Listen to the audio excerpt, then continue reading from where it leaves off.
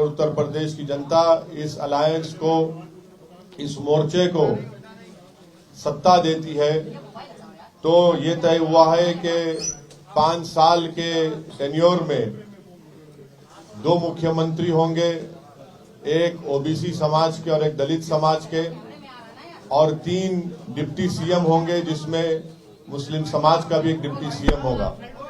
तो ये 4 अहम बातें मुझे आप तक बताना था, आप तक पहुंचाना था। अब मैं माइक देता हूं जनाब बाबू सिंह कुशवाहा साहब को, मैं माइक देता हूं जनाब श्री वामन मिश्राम साहब को, जो राष्ट्रीय परिवर्तन मोर्चा के अध्यक्ष हैं। वो आपसे बात करेंगे।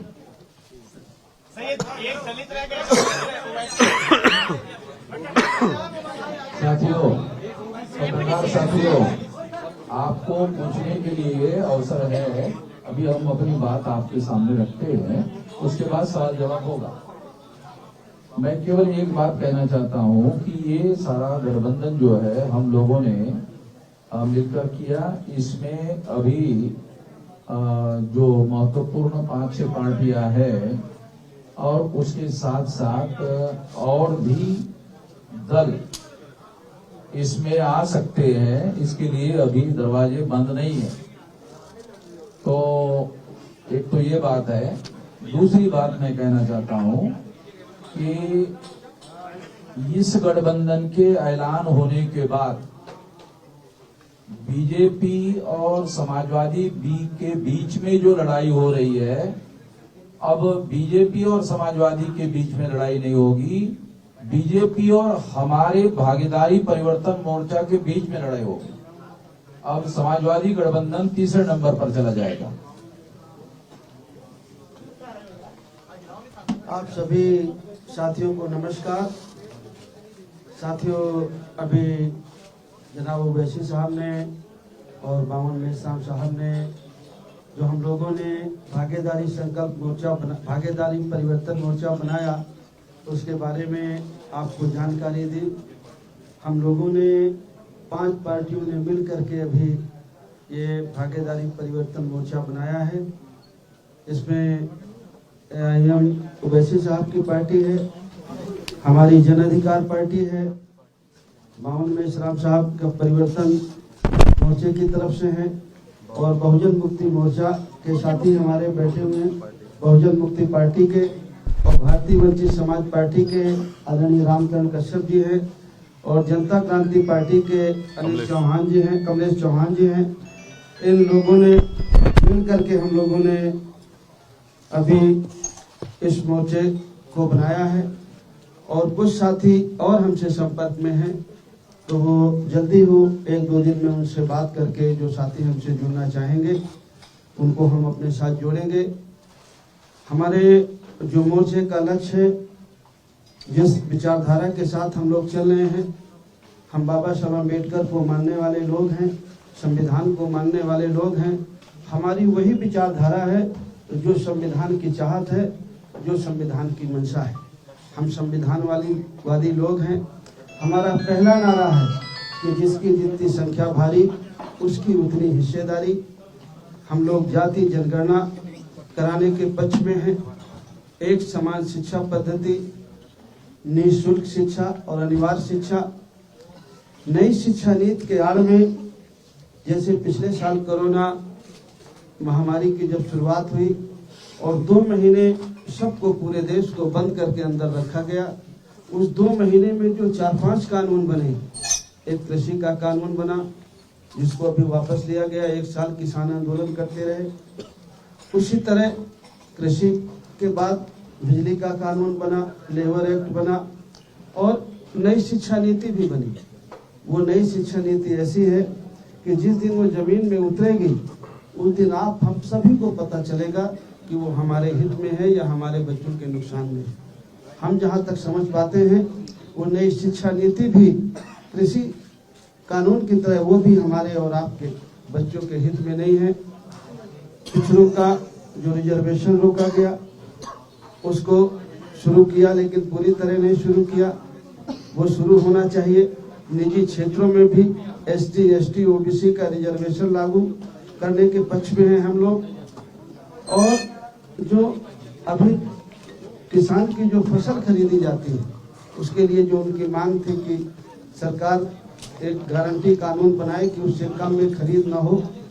हम चाहते हैं कि अगर इस देश प्रदेश की महान जनता हम लोग उत्तर प्रदेश में भागीदारी परिवर्तन मोर्चा को अगर अपना सहयोग और पक्ष देती है तो हमें चाहेंगे कि उनकी उपज का सही मूल्य मिले, अच्छा मूल्य मिले, मूल्य की उनकी गारंटी दी जाए, किसानों को खाद भी सस्ता हो, सिंचाई किसानों के लिए फ्री हो, घरेलू बिजली गरीब और कमजोर की फ्री हो, किसानों के गन्ने का भुगतान हो, छोटे दुकानदार जो मझोले दुकानदार हैं वो किसान हैं उनके जो कर्जे हैं वो माफ किए जाएं।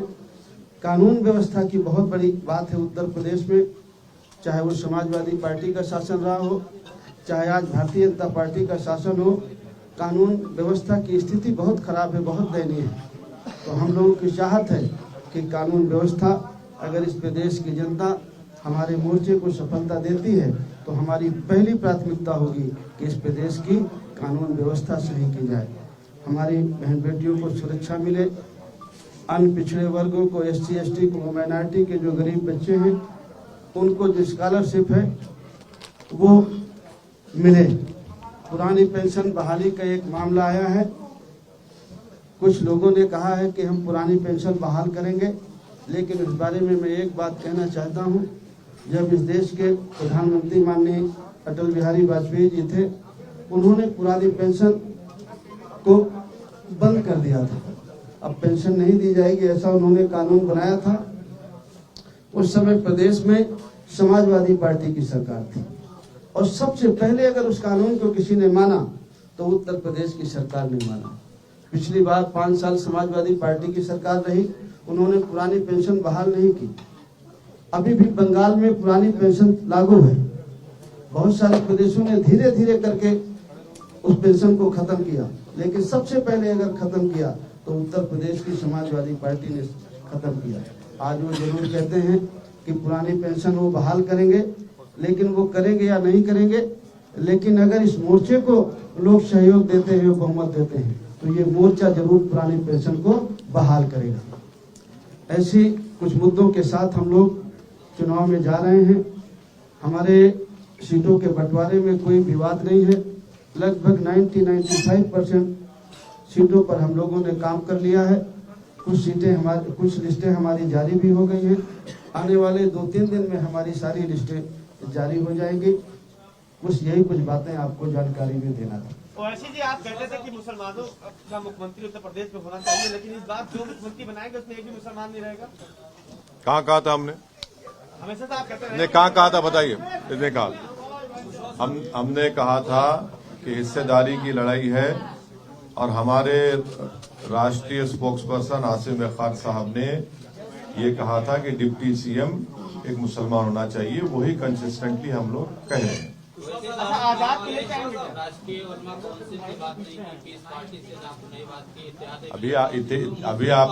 अभी आपने मोहम्मद मिश्रा साहब से सुना कि दरवाजे खुले हैं, ठहरिए, वक्त इंतजार करिए, मालूम होगा।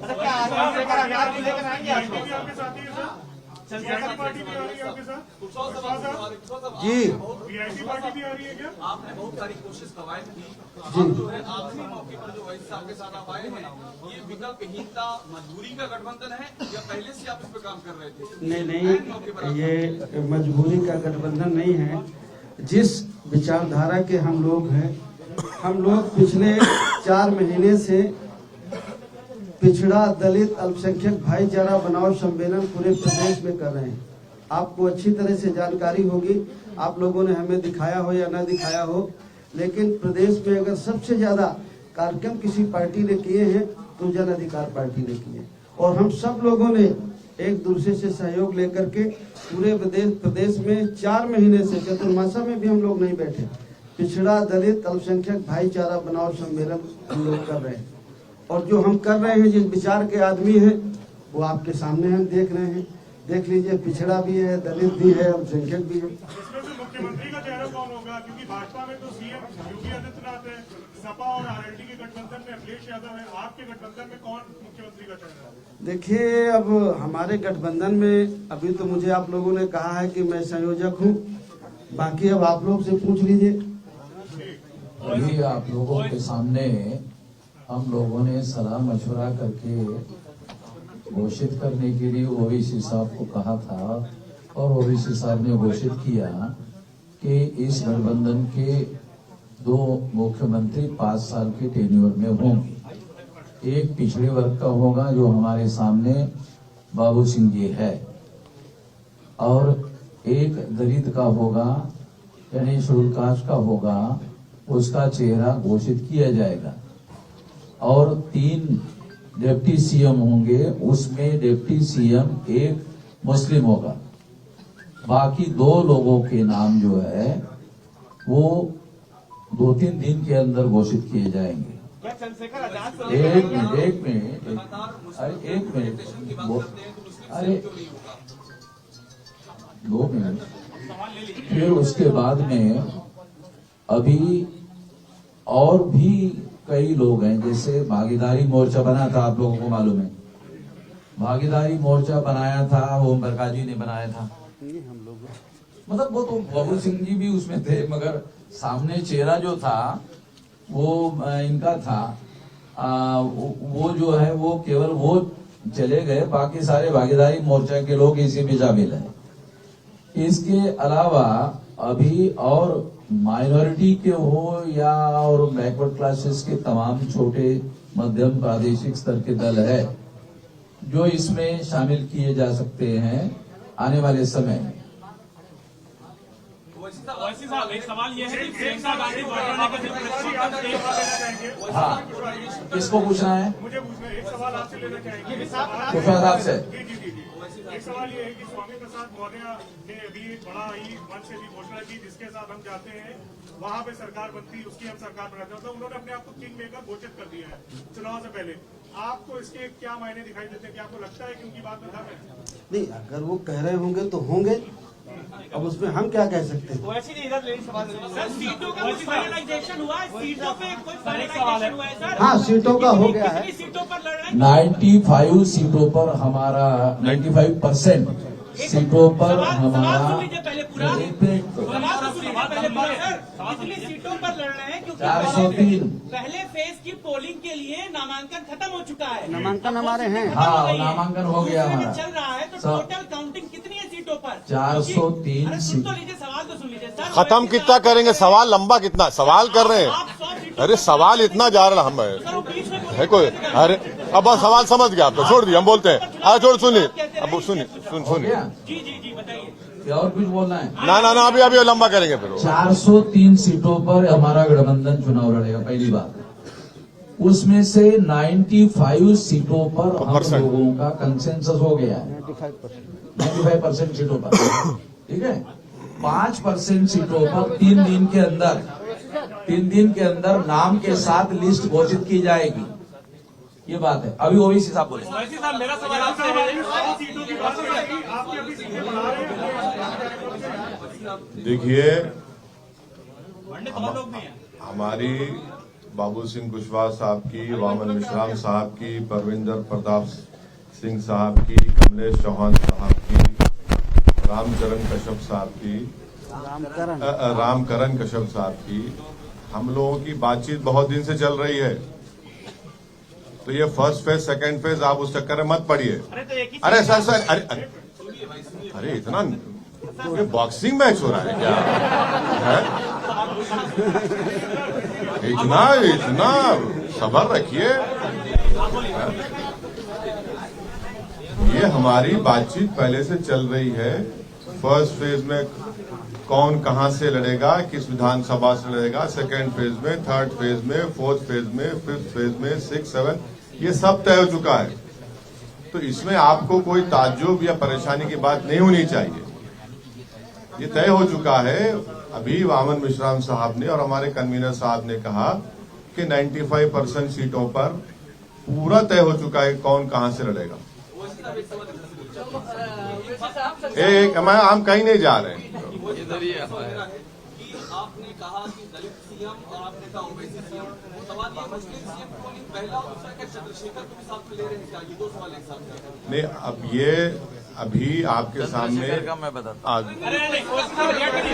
बोलेंगे हमको टेलीफोन आ रहा भाई, अरे बोलेंगे ना, चंद्रशेखर का हमको टेलीफोन आ रहा है तो हम बता देते हैं। बोल दो ना, सुन लो। चंद्रशेखर का हमको टेलीफोन आ रहा है, बार बार टेलीफोन आ रहा है, तो बात हुई है। तो वो जो हमने पहले कहा ये दरवाजे खुले हैं तो फिर वो बातें होंगी ना। टेलीफोन कई बार आया, कई बार। चलो आप पूछ लीजिए। ओवैसी साहब, नहीं, मुझे कुछ सुनाई नहीं दे रहा। वो एक एक करके पूछिए, एक एक करके। तौकीर रजा साहब ने कांग्रेस का समर्थन किया है। उन्होंने बोला है कि ओवैसी साहब को क्योंकि पूरे माहौल को देखते हुए और बीजेपी को क्योंकि हराना है, इसलिए उन्हें चुनाव से दूर रहना चाहिए, उत्तर प्रदेश के चुनाव से दूर रहना चाहिए, ऐसा वो कह रहे हैं। हाँ जी, उनकी राय हो सकती है। मेरा सवाल ये है, हाँ बोलिए विशाल। मेरा सवाल ये है कि कल प्रियंका गांधी वाड्रा ने जब प्रेस कॉन्फ्रेंस की तो उन्होंने कहा कि पोस्ट पोल अलायंस के लिए कांग्रेस के जो दरवाजे हैं वो खुले हुए हैं, और जब मुख्यमंत्री के बारे में पूछा गया तो उनका कहना था कि मुझसे ज्यादा बेहतर चेहरा आपको उत्तर प्रदेश में क्या नजर आता है? आपका जरूरत पड़ेगी तो समाजवादी पार्टी को दे सकते हैं समर्थन। मैं कांग्रेस तरफ से कुछ नहीं बोल सकता। सज्जाद नमाजी साहब ने आपको no comment, no comment, no comment, no comment. सपा कहती है कि 10 मार्च को भारतीय जनता पार्टी कहती है इस बार 325 प्लस। आप बताइए कि उत्तर प्रदेश के चुनाव में क्या होने जा रहा है?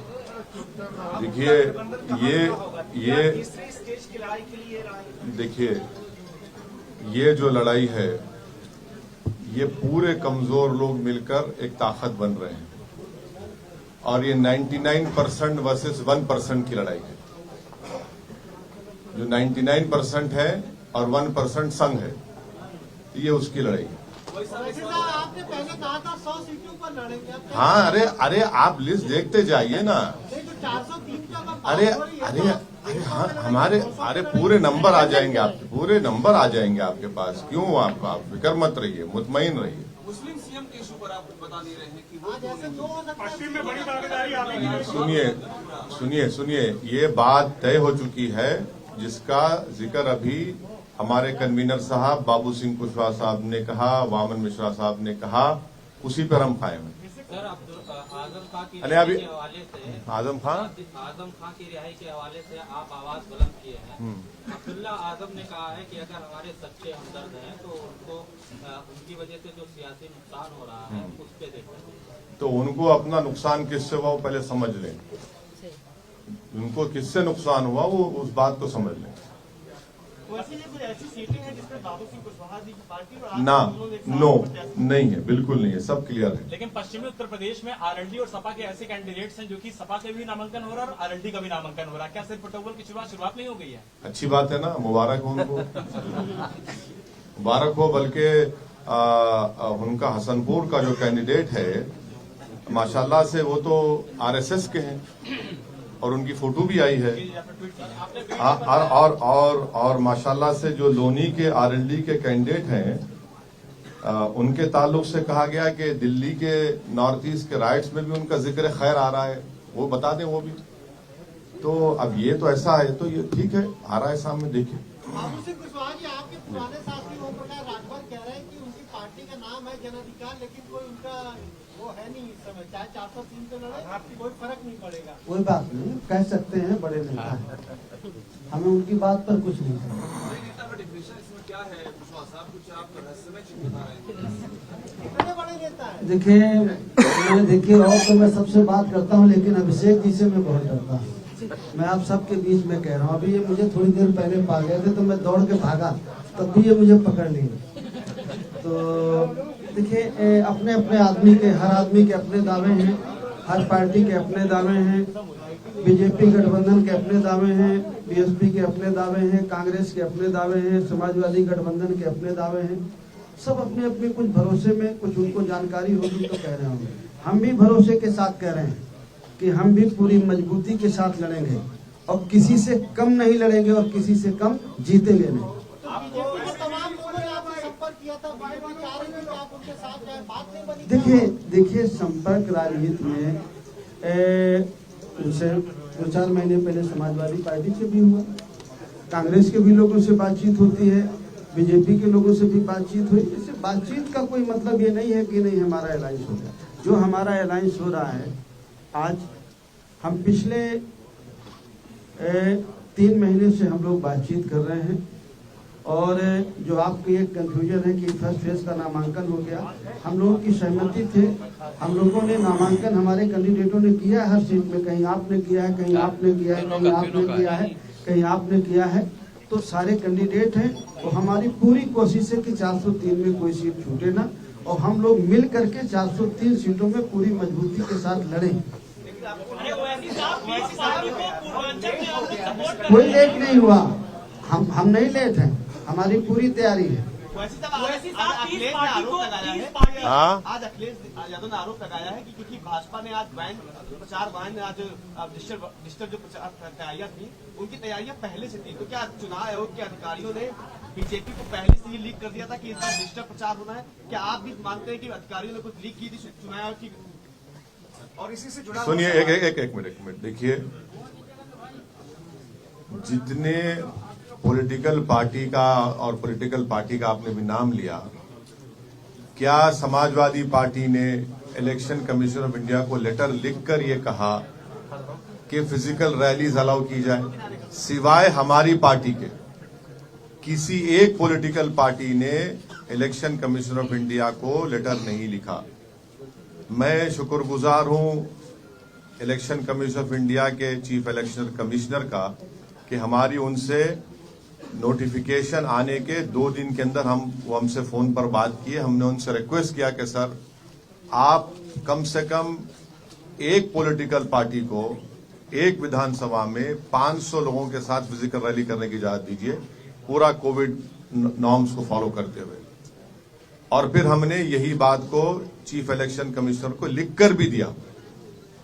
हमने कहा कि फ्री एंड फेयर इलेक्शन का मतलब यह है कि सबको एक लेवल प्लेइंग फील्ड मिले। तो आपको भी लिखकर देना चाहिए था, आपने क्यों लिखकर नहीं दिया? हमने तो लिखकर दिया है और हमको यकीन है कि इलेक्शन कमिश्नर उस पर गौर करेंगे और उस पर एक फैसला लेंगे। अब जब किसी पॉलिटिकल पार्टी को फिजिकल रैली की और पदयात्रा की परमिशन नहीं है, तो फिर हमको जो कर सकते हैं वो करना पड़ेगा, ताकि हमारा मैसेज, हमारा पैगाम जनता तक पहुंच सके। नहीं है, मगर हमारे ताल्लुकात शिवपाल यादव साहब से पर्सनली हैं और रहेंगे इंशाल्लाह। आज बीजेपी ने चुनावी रथ निकाला है, करीब सैकड़ों, जिसमें पोस्टर लगे हैं, एलईडी लगी हुई है। आपकी निगाह में चुनाव आचार संहिता का उल्लंघन है? अगर वो परमिशन नहीं लिए है ईसीआई से तो जाहिर एक्शन लेना चाहिए हो। अगर परमिशन लिए मुझे नहीं मालूम, लिए नहीं लिए। सर, इलेक्शन कमीशन ने जिस तरीके से कहा कि वर्चुअल रैली होगी, ऐसे में छोटी पार्टियां जिनके पास संसाधन नहीं है उस लेवल पे, वो क्या अपने मतदाताओं तक अपनी बात पहुंचाएंगे? उसका तरीका क्या होगा? और क्या आप इलेक्शन कमीशन से फंड की रिकमेंड करेंगे छोटी पार्टियां? इलेक्शन कमीशन से फंड करने का तो वो तो एक नया कानून बनाना पड़ेगा, वो अभी पॉसिबल नहीं है। मगर अब जो भी है, जिस तरह से है, उसको हमको देख के आगे बढ़ने की जरूरत है। एक सवाल ये है कि मुजफ्फरनगर में अभी तक की जो सपा आरएलडी की लिस्ट आई है, उसमें कोई भी मुस्लिम कैंडिडेट नहीं है। क्या मुजफ्फरनगर दंगों में जो चीजें हुई थी उसको भरपाई करने की, मैनेज करने की कोशिश की जा रही है ताकि मुस्लिम कैंडिडेट ना हो वहाँ पे सामने? मेरा मानना यह है कि एक बहुत ही सोफिस्टिकेटेड तरीके से वहां पर अल्पसंख्यक समाज की पॉलिटिकल वॉइस को दबाने की कोशिश हो रही है। ईवीएम से सर कैसे लड़ा जाएगा? हाँ, ईवीएम का जो सवाल है उस पर क्या कहें? आपको शक है? सभी को है, बहुत सारे आपको है? अच्छा, चलिए। चलिए सर, थैंक यू सर, अभी हो गया। पीटी नहीं होगा सर, पीटी नहीं होगा।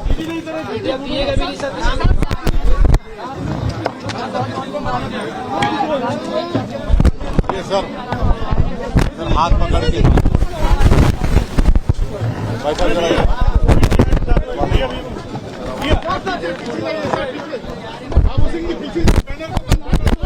अच्छा, ठीक, थोड़ा पीछे आने।